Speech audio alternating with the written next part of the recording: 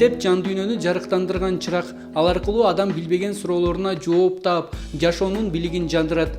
Бүгүнкү бир китептин баянында да окурмандарды өзгөчө сыйкыр дүйнөгө алып чыгуучу Алхимик аттуу китептин баянына токтолобуз. Алхимик дүйнөгө атагы чыккан бестселлер катары бүткүл дүйнө боюнча окурмандарын таба алган.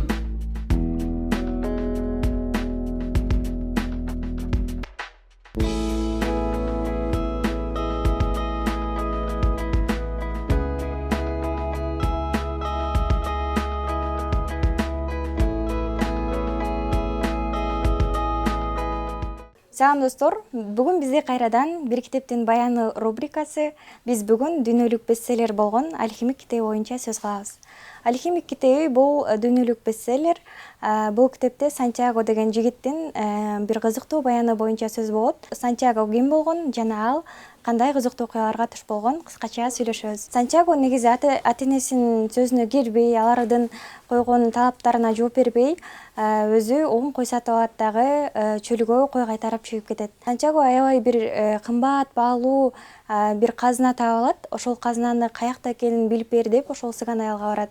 Сыган аял ал казынанын каякта экенин божомолдоп, бир сырдатып, аябай айланчыктатып отуруп араң айтып берет.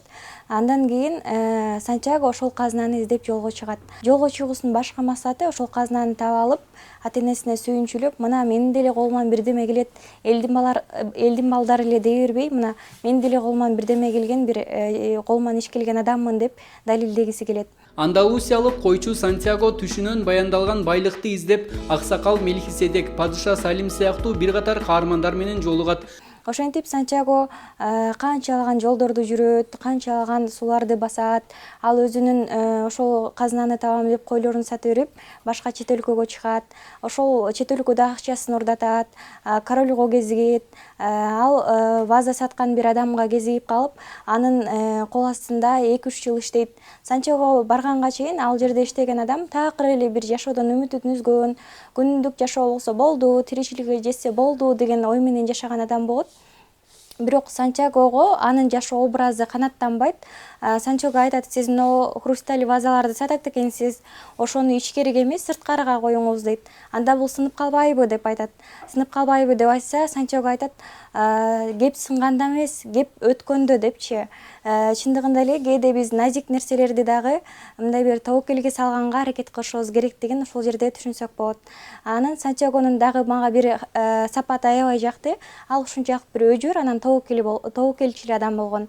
Кандай учур болбосун, кандай бир кыйын кезеңдер болбосун, ал биринчи орунда ушундай бир өжөр болгон. Эмне болсо дагы ошол сандыкты табам, кандай болгон күндө дагы деп. Ал эми экинчиси, ал аябай тобокелчил болгон. Бул китепте башкы маани ишенбөөчүлүк туудурган фантастика эмес, адамды илгерилетүүгө, жашоосун жакшыртууга түрткөн кыймыл аракети, кээде дүйнөнү бардык жакшылыктарын өзүнөн алыска түрткөн адамдардын битиреген сараңдыгы же коркоктугу тууралуу айтылат. Бул китепте философиялык мааниси жогорку сөздөр аябай көп кездешет. Маселен, мага бир сөз аябай жакты. Бул дүйнө тарыхында ар бир адам башкы ролду ойнойт.